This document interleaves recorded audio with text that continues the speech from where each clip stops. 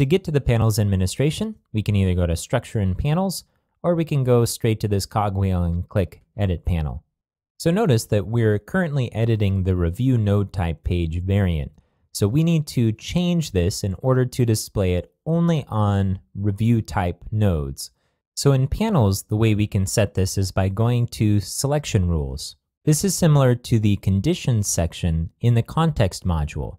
We can set a particular condition to meet in order for this variant to get triggered. So we're going to select Node Type here, and we'll click Add, and then we're going to select Review, and click Save. If we click Update and Save, then exit this, we should see that this page now is no longer being ruled by panels. It looks very similar, but when we hover over it, we don't see the cogwheel.